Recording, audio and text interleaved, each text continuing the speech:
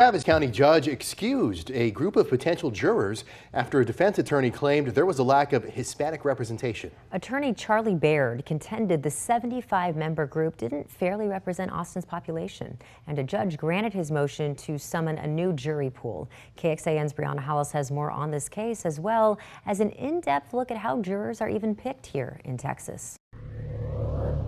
I'm trying a case now with a Hispanic male, and we noticed that the Hispanic population was underrepresented. Criminal defense attorney Charlie Baird filed this motion Monday calling for a new jury panel that's a better representation of Travis County's Hispanic population. According to census data, Hispanics make up about 33% of the population. Baird says 8 of the 75 potential jurors were Hispanic, coming out to about 10%. The larger problem and the systemic problem that we have here is the continued underrepresentation of minority members of our community. The district clerk says her office sends out about 5,000 jury summons per week. From there, people randomly get chosen for jury pools depending on when they fill out their paperwork. So there's a lot of randomness that has nothing to do with race or ethnicity. Included in this process, a list of questions required by state law that could disqualify you.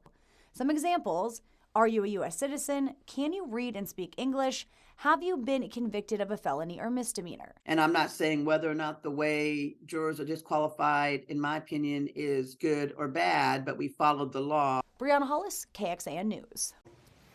At the end of the juror paperwork, there's this questionnaire that asks about a person's race and ethnicity. The district clerk says that form is optional, and even if someone chooses to fill that out, it doesn't necessarily impact the process. The judge who granted today's motion can't comment because the case is still active. There's currently no set timeline as to when the new jury selection for that case will start. And going in depth, going in depth on the jury selection process, each county in Texas receives a list of potential jurors from the Secretary of State's office. Now, Now, these are people who are registered to vote, hold a Texas driver license or a Texas ID card, and are then randomly selected from the list and then mailed a summons. Receiving a summons means you are required to report for jury duty unless you qualify for an exemption. For example, you can be excused from jury duty if you are over 70 years old, a student, an active duty military member, or an employee in the legislative branch of government. You can also be excused if you have legal custody of a child younger than 12 with no one else to look after them, or an adult who cannot take care of themselves.